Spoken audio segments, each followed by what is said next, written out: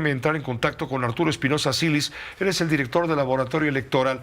Arturo, muchas gracias por acompañarnos. Muy buenas noches, por estar aquí con nosotros. ¿Cómo estás, Pepe? Buenas noches. Me da mucho gusto saludarte. Igualmente, Arturo, muchas gracias. Hoy te estamos buscando casi como una emergencia. ¿Por qué? Porque ayer leíamos, y nos llamó mucho la atención, una nota del periodista del País, Elías Camaji, hablando del tema de Michoacán, donde por lo menos 34 candidatos han abandonado la contienda electoral por temor, por miedo, pues, a la violencia que se ha suscitado. Hoy tenemos como complemento un atentado contra Jesús Corona Damián, candidato a la alcaldía de Cuautla, y también en Morelos. También hay en Morelos un movimiento de candidatos que ya no quieren, por supuesto, competir. ¿Qué es lo que están ustedes viendo? Mira, por amenazas en Morelos, una docena de candidatos se bajan de la contienda electoral.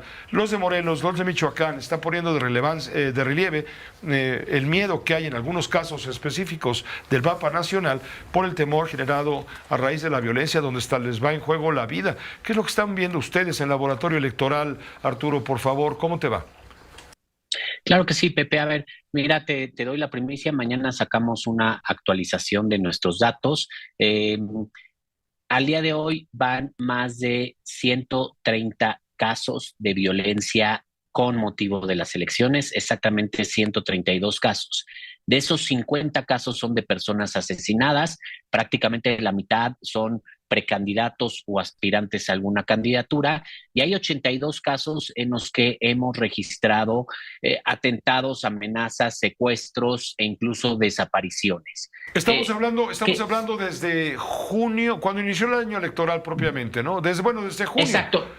Desde junio, que fue cuando pues, se adelantaron estos procesos internos de los partidos políticos, pero realmente lo que estamos viendo es que hay una ola en estas últimas semanas muy importante, y ahorita te explico por qué. De hecho, la última vez que hablamos había 43 casos de personas asesinadas, hoy ya son 50. En gran parte de las entidades federativas están concluyendo o ya concluyeron las precampañas y está el periodo de registro de candidaturas. Y ahí es donde el crimen organizado aprovecha para incidir, para buscar generar condiciones para poner personas afines.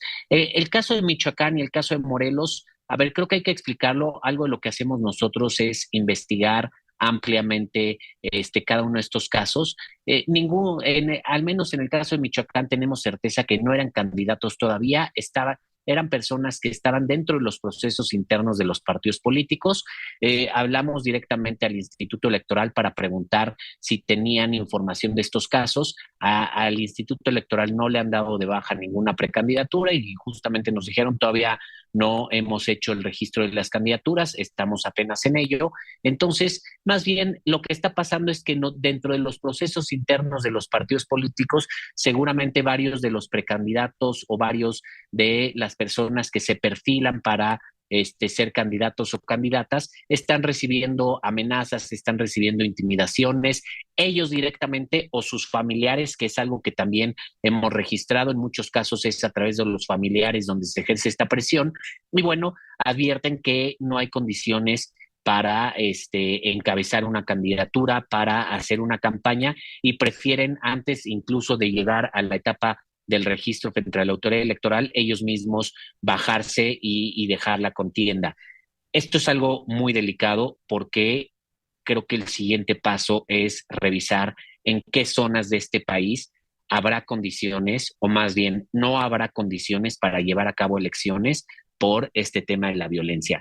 A mí me parece que al menos en Michoacán, en Guerrero, y en algunos lugares de Chiapas y Veracruz no va a haber condiciones para poder llevar a cabo una elección, por lo menos en ciertos cargos municipales e incluso puede ser en algunos cargos de diputaciones locales. Sí, estás hablando de los eslabones más débiles de la cadena democrática.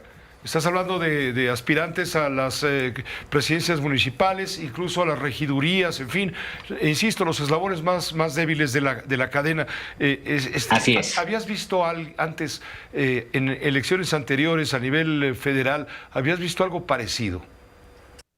A ver, sí, a mí me parece que esto es una espiral que se viene registrando o tal cual nosotros tenemos datos desde 2018, pero que cada vez se extiende más y sobre todo cada vez se acentúa más en ciertas zonas de la región. En 2018 hubo una ola de violencia importante, más de 145 asesinatos con motivo de las elecciones. En 2021 eh, no era una elección del tamaño de esta elección, pero bueno, y no estaba la presidencia en juego, pero registramos 88 casos. Ojo, en 2021 empezamos a registrar lugares en donde no se pudieron llevar a cabo las elecciones, ya sea que se suspendieron, como por ejemplo la Yesca en Nayarit, o que a la fecha no se han podido llevar a cabo elecciones como en algunos municipios de Chiapas. Lo que vemos ahora es que este fenómeno se ha ido extendiendo cada vez en más territorios, al menos de estas 4 entidades que te menciono: Guerrero, Michoacán, Veracruz y Chiapas, en donde las condiciones para celebrar las elecciones realmente están muy complejas. Y lo primero que estamos viendo es que quienes aspiraban a una candidatura prefieren ya no continuar buscándola porque no hay estas condiciones, este mínimo de garantías para que puedan hacer una campaña en libertad y para que pueda haber una elección en libertad. Arturo, muchas gracias. Gracias por permitirnos esta comunicación con la audiencia del Grupo Fórmula. Alarma todo lo que tú estás diciendo, sobre todo porque no hay un mapa de riesgo político electoral. Porque eso corresponde, en cuanto a sus funciones, a la Secretaría de Protección Ciudadana del Gobierno Federal.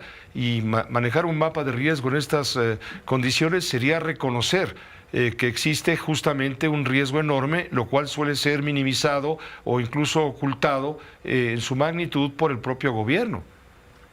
Así es, Pepe, exactamente como tú lo dices. Todavía esta semana el presidente declaró que no era un problema grave el de la violencia en las elecciones, que se estaba exagerando y lo minimizó por completo. Creo que eso es algo preocupante porque lo primero es reconocer que sí hay un fenómeno de la violencia asociado a las elecciones y que está impactando en algunos lugares de manera muy importante, al grado que no se sabe si va a poder haber elecciones en esos municipios, al menos. Estaremos pendientes mañana del estudio difundido por ustedes, por Laboratorio Electoral, para darlo a conocer también aquí en este espacio. Buenas noches y gracias. Gracias, Pepe. Muy buenas noches. Gracias, Arturo Espinosa Silis. Él es director del Laboratorio Electoral.